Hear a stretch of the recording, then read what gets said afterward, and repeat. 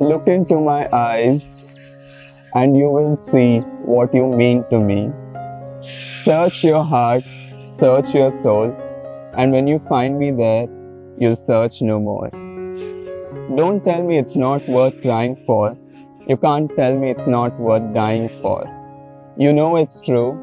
Everything I do it for you. So, Doctor, we are starting in a very unconventional note. We are singing Brian Adams, everything I do. What does a doctor do to get rank 7? Hi, I am Dr. Marva. I have with me Dr. Sanjay. He's got rank 7 in NEET PG. I mean, what does it take to get to that rank, doctor? Undoubtedly, a lot of willpower and a lot of hard work. There's no questioning that. And being consistent, that's an important part of any topper's preparation. Okay. So you just have to believe in yourself. That's the basic principle if you want to achieve what you dream of.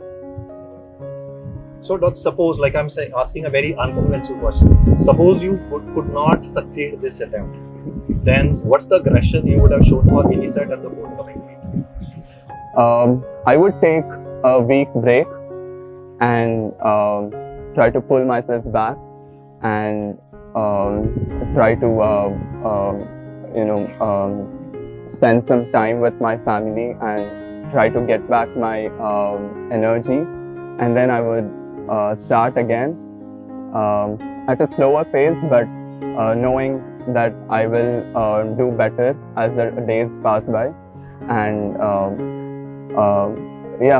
basically I know that I'm halfway there. It's just a few more steps. Okay. So anything you would like to do differently, like suppose this message is especially for those who maybe did not get optimal results in this time's exam. So like what would they should be doing different? Like, suppose if you didn't get optimal results, what approach, what subject should be focused on? I would say you should seriously focus on the final year subjects first, because you have a lot of things to remember, especially in surgery or OBGYN or medicine. These are the questions where these are the topics where a lot of questions are being asked from. So definitely the final year main subjects are the ones you should be focusing on in the beginning. And then later I would say community medicine and pharmacology, because pharmacology, again, there's a lot to remember. And stick to the material which can give you the important topics in a very concise and lucid manner, and which you can cover in a short period of time. You do not have the time to study everything now. So you have to be very clever in your preparation plan. So, Doc, you are like a first generation doctor? Yes, sir. So can you just share about your family? My dad, he's retired right now. He used to work as a senior manager in the New Indian Express. And my mom is a homemaker. I have an elder brother who is a software engineer. Okay. So like IT has having a brother who's into IT, the incubation period is shorter. So what, did you not get tempted to get into a similar kind of field? Since I was in school, my thoughts were focused on becoming a doctor. I knew it was a long run, but still my mind was always into becoming a doctor, entering into the medical field. And I just couldn't imagine myself sitting in front of a laptop all day long. We need interaction. Yes. So when did you start preparing, Doc? I started my preparation in third year of MBBS. And third and fourth year was where I tried to solidify my basics and try to assimilate all the theory aspects. And it was towards the end of internship that I tried solving more of MCQs. Okay. And the past 6 months, it was more of MCQs and less of theory. Okay. Anytime you felt like giving up? I know it's very illogical to ask a single-digit ranker, but like we want to know that single-digit rankers are humans as well. There was,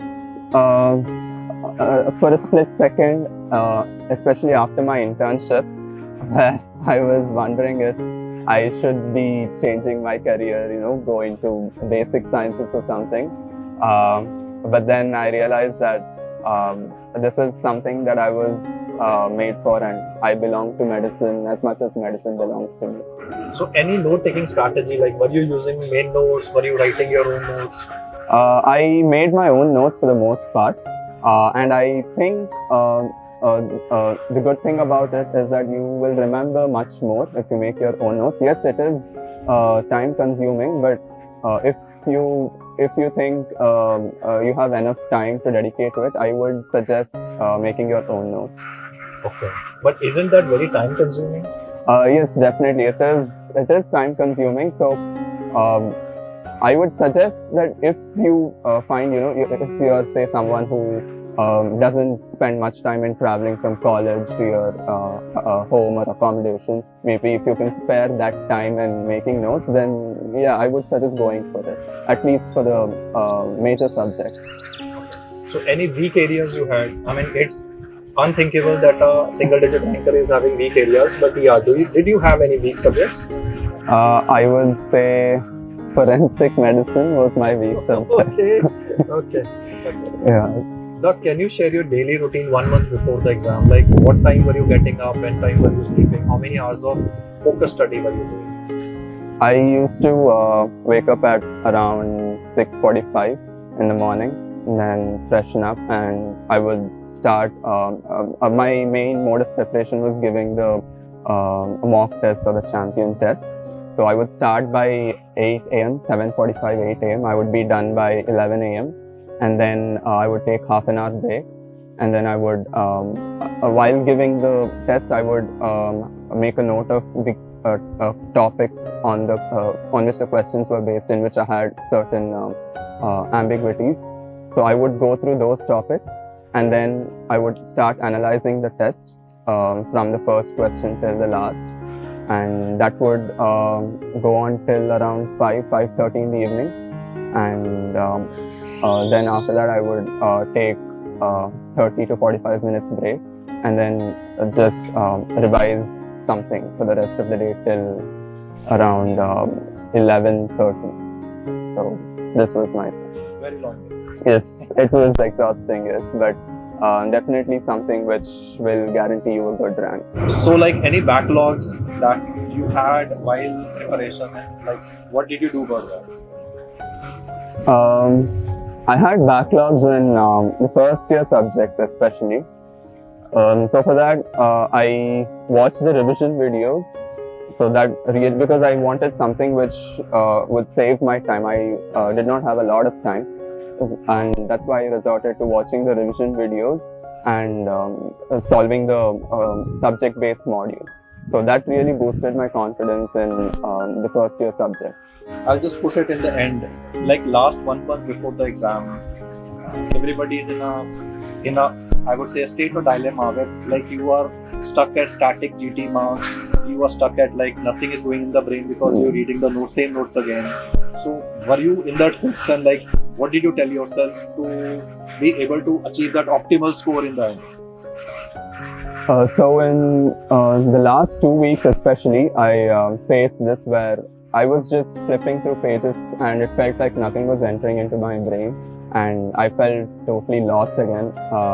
So at that time, I would just solve the tiny modules which had like 20 or 25 MCQs, so that I wouldn't stress myself too much with questions. And in the last week before the exam, I did not give any mock tests because I wanted it to be a bit relaxed.